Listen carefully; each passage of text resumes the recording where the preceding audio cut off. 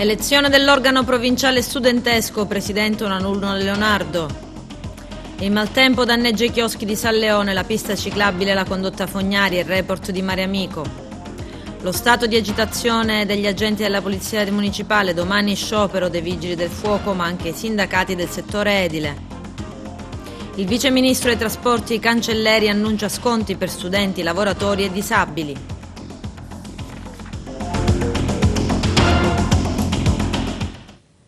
Bentrovati gentili telespettatori al nostro appuntamento con l'informazione. In apertura l'elezione della consulta provinciale studentesca di Agrigento, eletto presidente Andrea Profeta del liceo scientifico Leonardo. Il servizio del nostro direttore Arturo Cantella.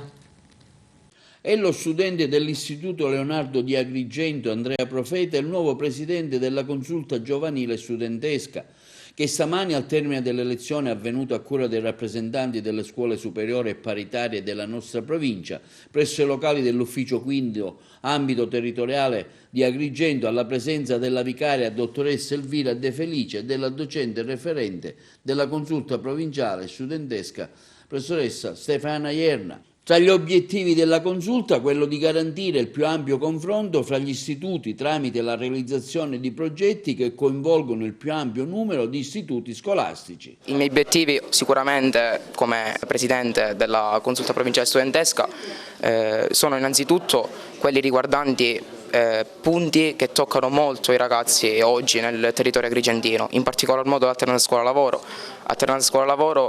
che nel nostro territorio viene gestita non bene, perché comunque devono essere i ragazzi a saper decidere l'attività coerente al loro percorso formativo. Quindi se io appartengo a un liceo scientifico Leonardo è giusto che io faccia ore di tirocinio, ore di alternanza scuola-lavoro con un ingegnere o magari architetto o quant'altro, quindi coerenti all'attività al percorso formativo e scolastico.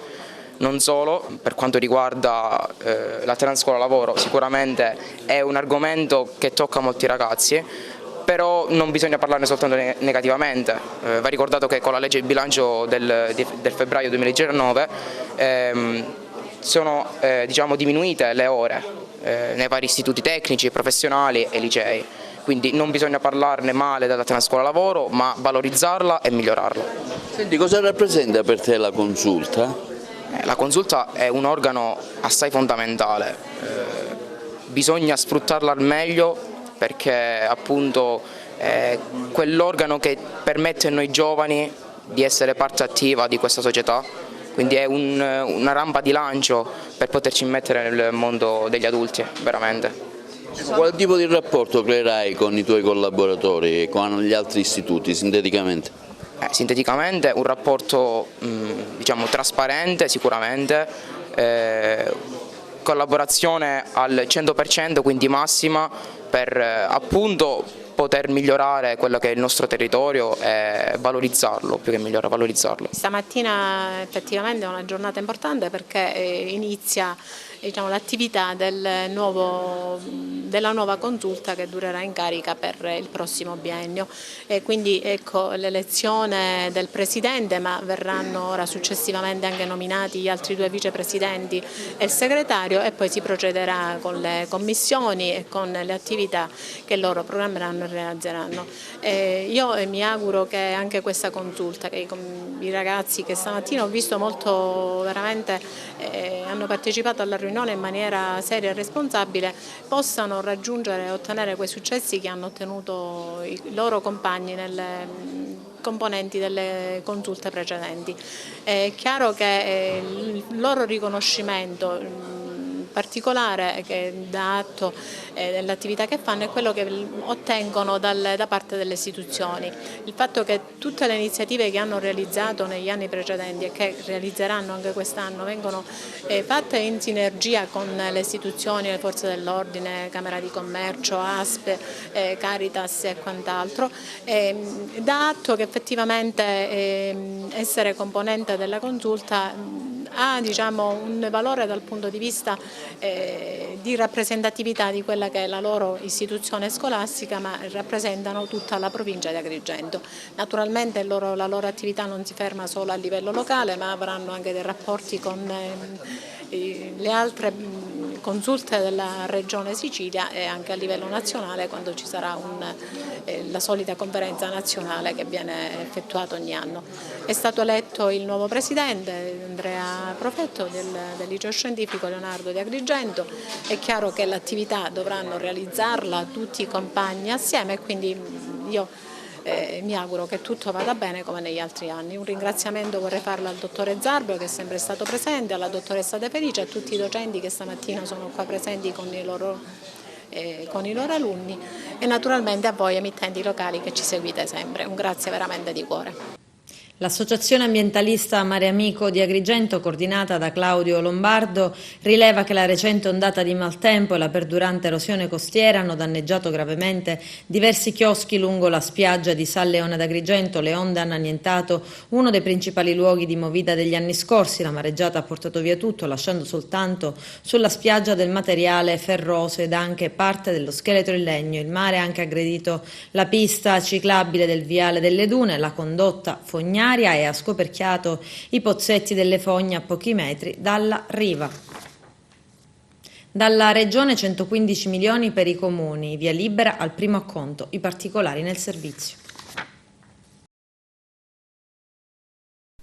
Via libera dalla Regione alla ripartizione di un primo acconto dei 115 milioni di euro previsti per i comuni siciliani. La conferenza Regione Autonomie Locali, riunitasi con la presidenza dell'assessore alle autonomie locali Bernadette Grasso su delega del governatore Nello Musumeci, ha infatti determinato i criteri di riparto del fondo investimenti per i comuni. In sede di conferenza si è inoltre proceduto ad assegnare una quota pari al 4% del fondo per l'anno 2018 ai comuni che hanno completato le stabilizzazioni dal 2013 al 2017. Nella ripartizione delle somme si è tenuto conto della particolare condizione dei comuni che versano in stato di dissesto o che hanno adottato il piano di riequilibrio. Con questa erogazione di risorse, evidenzia l'assessore Grasso, il governo Musumeci manifesta ancora una volta attenzione e concreta vicinanza a questi enti, garantendo i fondi necessari per attivare gli investimenti e pagare i mutui.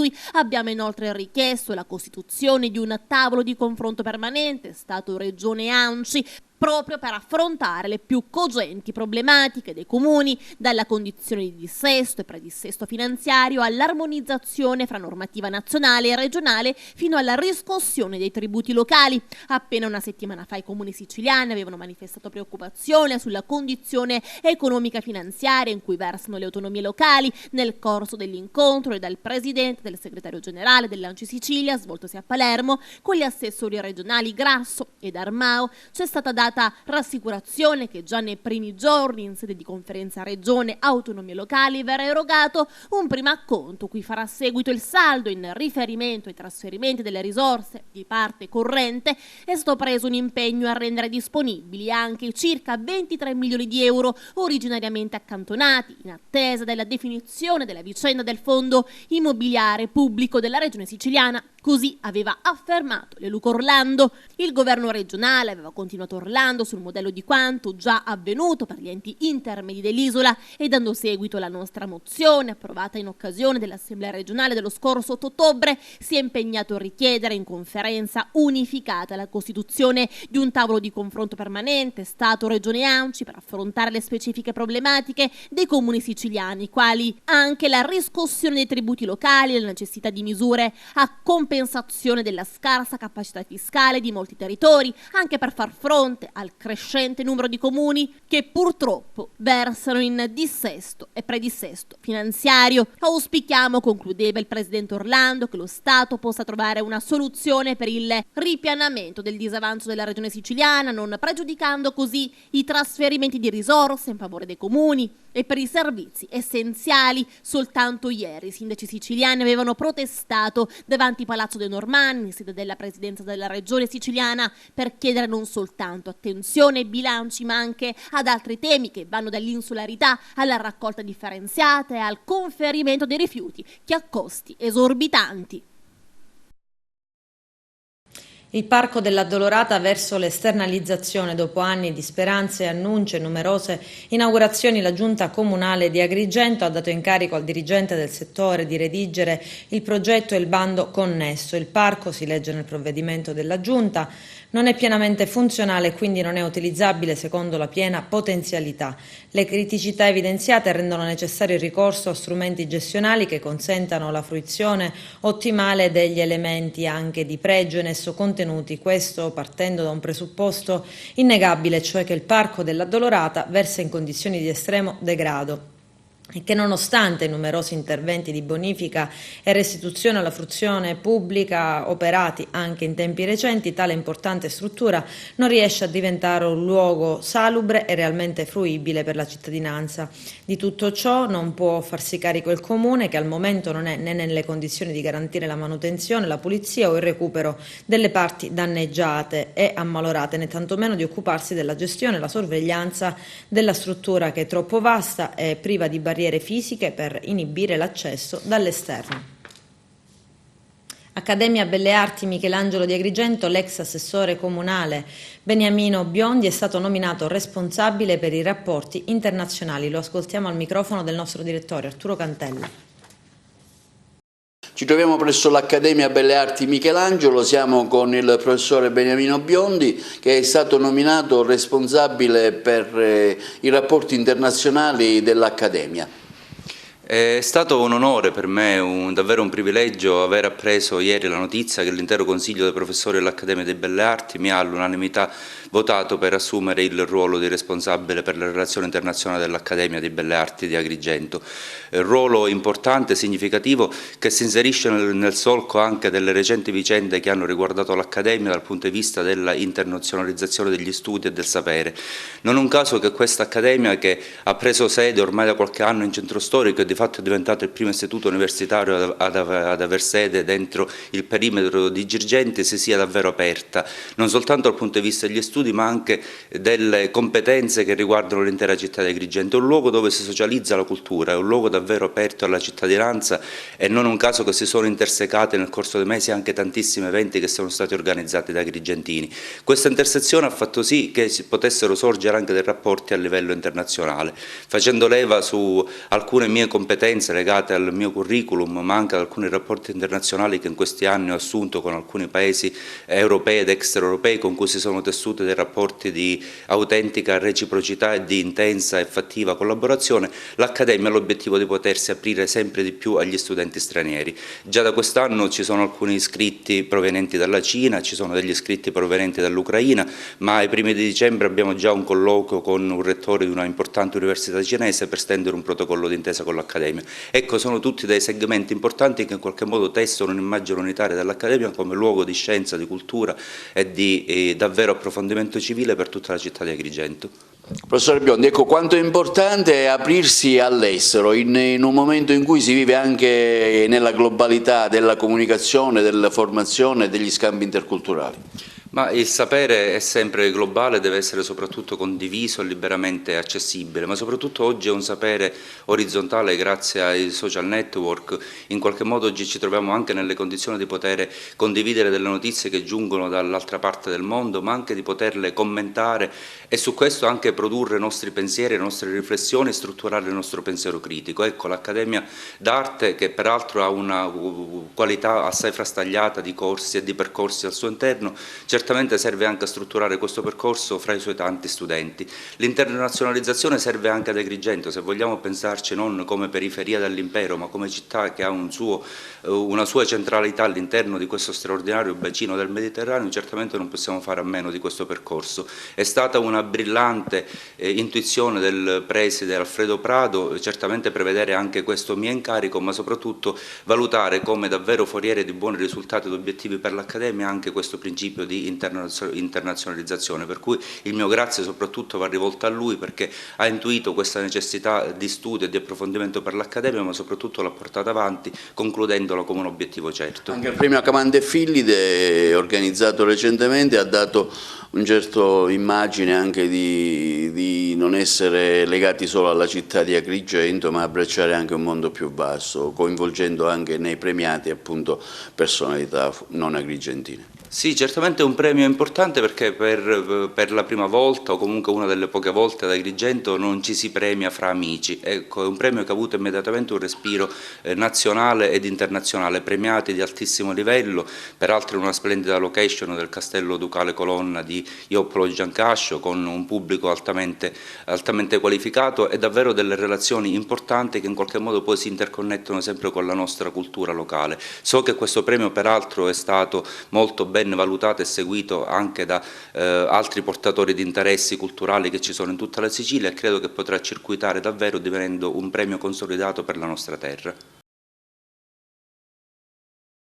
Su proposta dell'assessore regionale alle infrastrutture Marco Falcone, il presidente della regione Nello Musumeci ha nominato Gaetano Di Giovanni, dirigente al comune di Agrigento, attuale comandante della polizia municipale, presidente della commissione di gara della sezione provinciale Eurega alla stazione regionale degli appalti. Gaetano Di Giovanni subentra nell'incarico governativo a Michele Santoro. Al comando della polizia municipale di Agrigento rientra, dopo 2 anni di esercizio di altro incarico dirigenziale, il dirigente Cosimo Antonica. Questione rifiuti ormai all'ordine del giorno nelle cronache siciliane. Questione Bellolampo, questione Termini Imerese. All'Assemblea regionale la discussione sul piano rifiuti slitta ancora una volta. E infine la costante problematica dei comuni siciliani nel realizzare un corretto e stabile conferimento dei rifiuti, in particolar modo nell'ultima parte della saga dei rifiuti, quella dell'organico. Comuni da tutte parti della Sicilia hanno lanciato l'allarme. Una vicenda che investe principalmente le discariche, ormai note le iniziative intraprese dai vari comuni, per esempio nel Trapanese, per spingere la regione ad accelerare i termini del piano rifiuti, e in particolar modo al punto che riguarda il conferimento in discarica o apposito impianto. A lamentarsi però non sono solo i rappresentanti dei comuni del Trapanese, non di meno quello della parte orientale dell'isola, e ora quelle del Palermitano, che a dire il vero avevano fatto sentire già prima la loro voce, ma che ieri hanno messo in atto un'azione al fine di spronare chi di dovere. Nello specifico, 15 sindaci del Palermitano hanno dichiarato lo stato di emergenza igienico-sanitario e hanno deciso di manifestare pubblicamente, ieri davanti Palazzo d'Orleans. Alla base della protesta l'impossibilità di conferire da diverse settimane l'organico dei rifiuti presso gli impianti di compostaggio autorizzati dal governo Musumeci. Hanno partecipato i comuni di Carini, Trappeto, Balestrate, Borgetto, Montelepre, Giardinello, Piana degli Albanesi, Altofonte, Misilmeri, Villabate, Ficarazzi, Godrano, Roccapalumba, Camporreale e Bagheria. I sindaci avevano inviato una lettera alle questure e al prefetto, mettendo in evidenza i disagi provocati dal mancato ritiro della frazione organica dei rifiuti e il conseguente e limitato accumulo lungo le strade, con l'inevitabile rischio igienico-sanitario per i cittadini. Comuni che mesi fa avevano trovato una soluzione, che poi è risultata solo momentanea.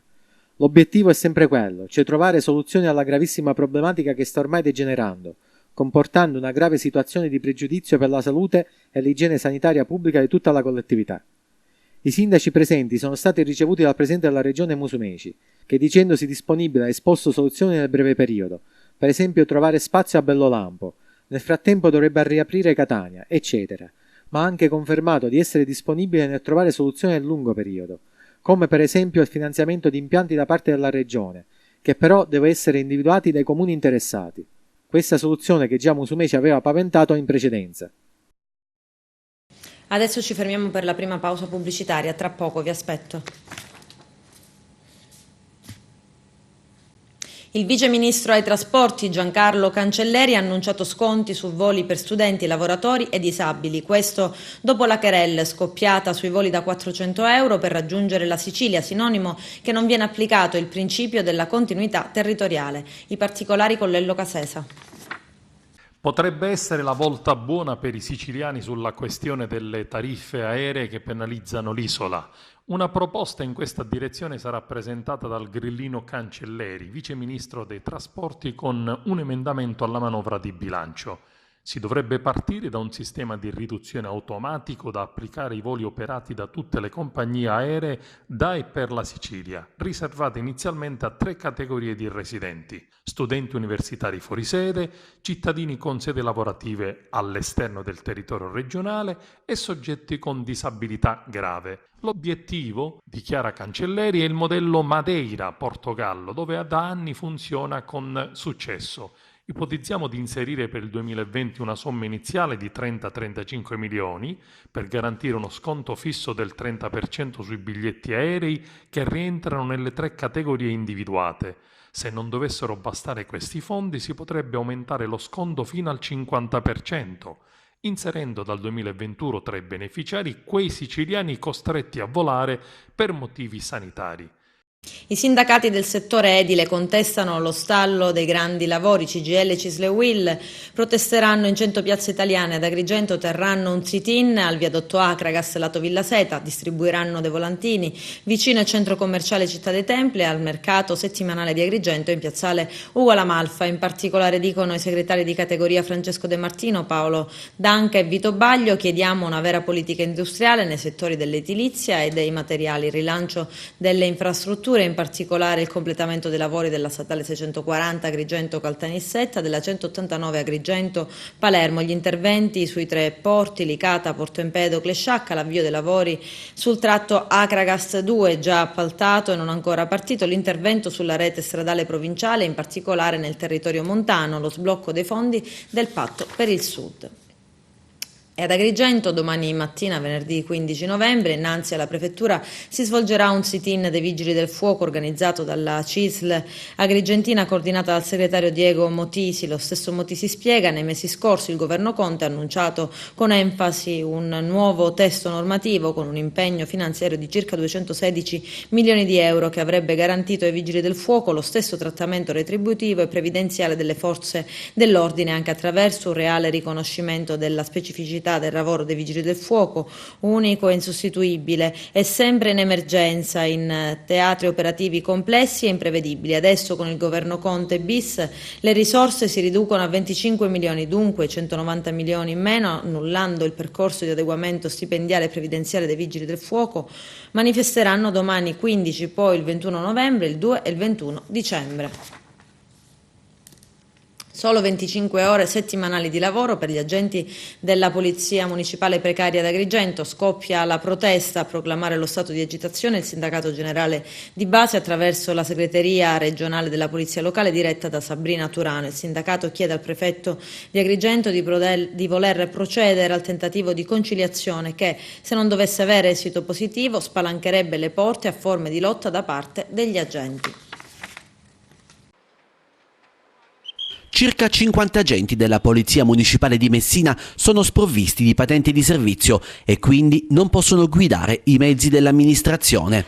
Una situazione inaccettabile per il sindaco Cateno De Luca che, congiuntamente all'assessore con delega alla Polizia Municipale Daphne Musolino, il dirigente della Polizia Municipale Ingegnere Signorelli e il commissario Zullo, ha definito le direttive per la razionalizzazione e l'efficientamento della polizia locale.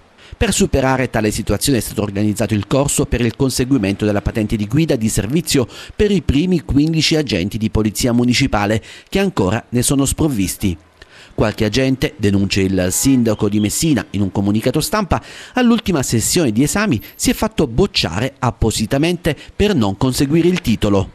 Per questa ragione, continua De Luca, abbiamo confermato al commissario Zullo, che si sta occupando di predisporre le modifiche al regolamento comunale di polizia municipale, di introdurre una disposizione che prevederà che il mancato conseguimento dell'abilitazione alla patente di servizio costituirà motivo di proposta da parte del sindaco al prefetto per la perdita della qualifica di agente di pubblica sicurezza e di tutte le indennità conseguenti e correlate, e la proposta di revisione anche della patente di guida personale. Sotto altro fronte, aggiunge il sindaco De Luca, abbiamo confermato le attività di sicurezza urbana e di controlli viabili e della movida notturna, prevedendo l'istituzione anche di corsi di formazione interni con valutazione di merito finale, ai quali ogni agente sarà tenuto a partecipare con valutazione ai fini della carriera sia della mancata partecipazione al corso che del mancato superamento del medesimo. Anche tale previsione verrà introdotta nel nuovo regolamento del corpo. Abbiamo inoltre sollecitato il dirigente, sottolinea ancora il sindaco, a definire la procedura per il rinnovo del vestiario del corpo, perché non è ammissibile che vi siano ancora agenti che vanno in giro senza indossare la divisa, anche dentro Palazzo Zanca. Ho infine ribadito, conclude il primo cittadino di Messina, l'importanza della partecipazione dell'amministrazione attraverso la mia presenza o quella dell'assessore delegato alle attività specifiche che svolgiamo ormai con cadenza settimanale in ambito di sicurezza urbana e di controlli di polizia stradale, perché la nostra presenza è espressione della nostra volontà di metterci la faccia nelle attività della polizia municipale. Adesso ci fermiamo per la seconda ed ultima pausa pubblicitaria, tra poco. Taglio vitalizi ARS, solo il 9% e solo per 3 anni. Martedì il voto. Vediamo. Martedì prossimo 19 novembre si riunisce l'Assemblea regionale siciliana e all'ordine del giorno vi sarà il taglio dei vitalizi. La Commissione Regolamento dell'ARS è al lavoro nel frattempo per esaminare preliminarmente le proposte per superare il voto segreto. Finora la Sicilia non si è allineata al resto d'Italia, ma volente o nolente la Regione dovrà recepire il taglio ai vitalizi entro la fine di dicembre. Pena una pesante sanzione che si tradurrà in un taglio ai trasferimenti dallo Stato dai 20 ai 60 milioni di euro in meno. Tutto nasce da una decisione del Parlamento nazionale che un anno fa, su volontà del Movimento 5 Stelle, ha tagliato i vitalizi del 40% sia ai deputati che ai senatori. È inserito nella legge di stabilità la clausola che la stessa cosa l'avrebbero dovuta fare le regioni. In seguito in conferenza Stato-Regioni è stato messo a punto un modello dei tagli da apportare a cui si sono adeguate, chi più chi meno, tutte le regioni d'Italia. La Sicilia speciale ha deciso di non allinearsi all'intesa raggiunta in sede di conferenza Stato-Regioni e, complici le molteplici resistenze incontrate, è stato deciso che il compito di operare tagli venisse affidato a una commissione speciale istituita per l'appunto dall'ARS. Una scelta che di fatto ha diluito ancora di più i tempi. Qualche giorno fa finalmente il testo è stato varato dalla commissione di merito ed è in attesa di essere calendarizzato per l'esame di Sala d'Ercole. Nel testo partorito dalla commissione speciale, che dovrà essere approvato in aula, non ci sarà un ricalcolo integrale secondo il sistema contributivo come fatto dalle altre regioni, ma un mini taglio lineare vicino al 9%. In questo modo il risparmio sarebbe molto inferiore.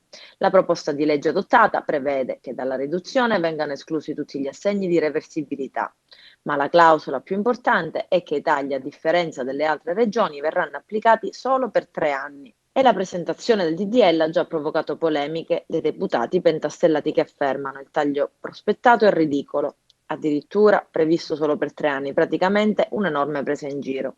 Oltre a essere gli ultimi siamo anche peggiori, visto che tutte le altre regioni hanno già recepito la norma statale e hanno tagliato con percentuali anche importanti. Qui invece si usa la limetta per le unghie, un classico quando ci sono in ballo privilegi dei deputati.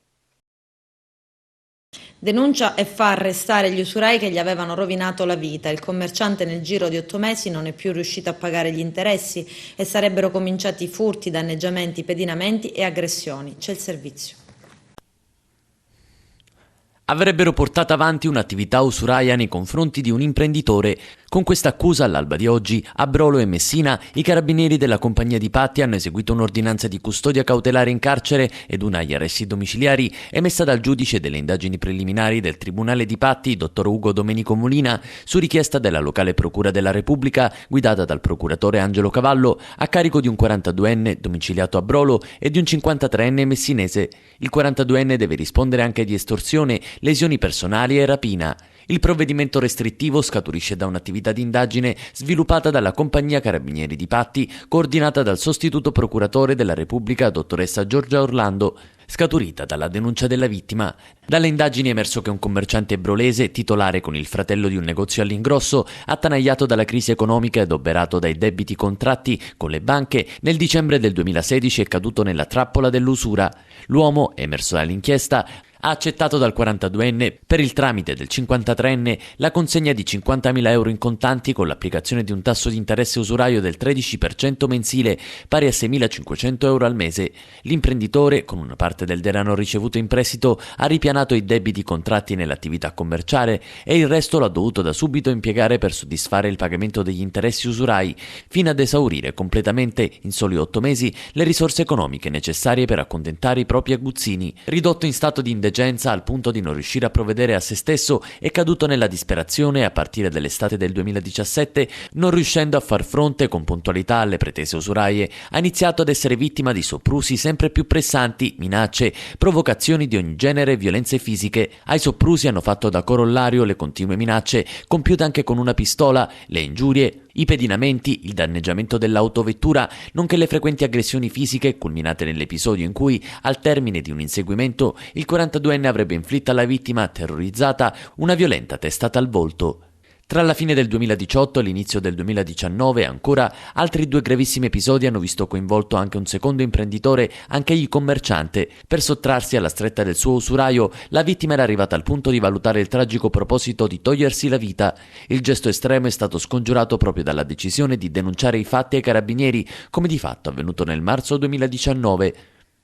Le indagini condotte dai militari della sezione operativa della compagnia Carabinieri di Patti hanno consentito di riscontrare passo per passo il drammatico racconto del commerciante, vero punto di partenza dell'intera attività investigativa. Più in particolare, i gravi indizi a carico degli indagati sono emersi non soltanto raccogliendo le testimonianze di familiari e conoscenti ed effettuando individuazioni fotografiche e sopralluoghi, ma anche mediante lo svolgimento di attività tecniche di intercettazione telefonica nei confronti dei soggetti coinvolti.